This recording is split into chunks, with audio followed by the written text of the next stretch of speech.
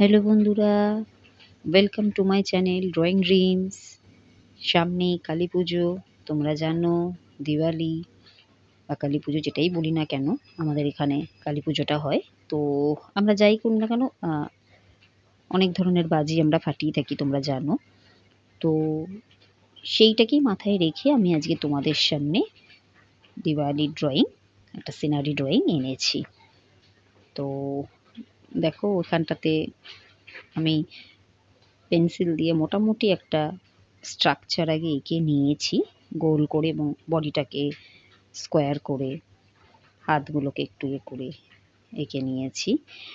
এখানে আমি মোটামুটিভাবে 3টে ফিগার আমি ড্রয়িং করেছি।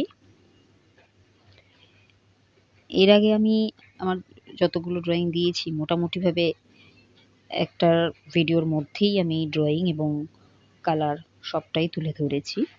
তবে এবারে আমি দুটো ভিডিও করেছি এই ড্রয়িংটার উপরে, একটাতে ড্রয়িং এবং পরের পার্টটাতে আমি সেকেন্ড পার্ট যেটা করব সেটাতে আমি কালার তুলে ধরেছি।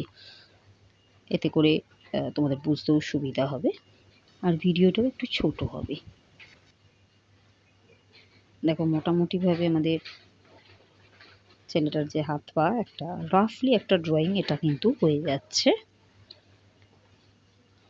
এবং সে তুবড়ি ফাটাচ্ছে সেইটা আর কি করেছি। এবার দেখো একটা বাচ্চা মেয়ে আমি ড্রয়িং করে নিচ্ছি।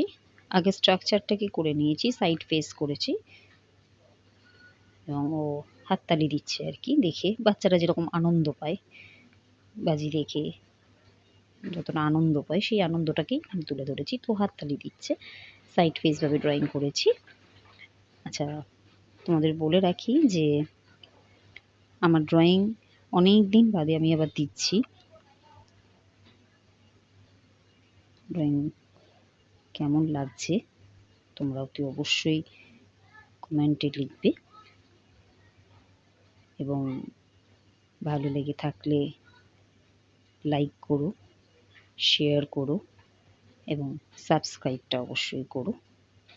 তাহলে আমার আরও যত ড্রয়িং আমি দেব তোমাদের কাছে নোটিফিকেশন চলে যাবে। এবার দেখো আমি আর একটা ফিগার ড্রয়িং করে নিয়েছি, 3টে ফিগার। তার মধ্যে এখানে একটা বাচ্চা ছেলে করেছি এটাকে। তো এই বাচ্চা ছেলেটাকে আমি করেছি যে ওই হাতে দুটো তারাবাজি, যেটা তোমরা বলে থাকো, সেই তারাবাজি নিয়ে আছে। এবং এটা আমি করছি যে একটা ছাদের ওপরে ওরা এই বাজিগুলো ফাটাচ্ছে, তাই সেদিক থেকে ছাদের ওই প্রান্ত থেকে দেখিয়েছি। ফ্ল্যাট বাড়ি আরও অনেক বা অনেক বড় বড় বাড়ি তো থাকে, সেই হিসেবে আর কি দেখিয়েছি। আর এরা করছে, এই বাজি যা ফাটাচ্ছে সব ছাদের উপরে ফাটাচ্ছে, আমি কোনো খোলা মাঠ করিনি। দেখো আমাদের ড্রয়িংটা মোটামুটি একটা রাফলিভাবে ড্রয়িংটা আমাদের হয়ে গেছে।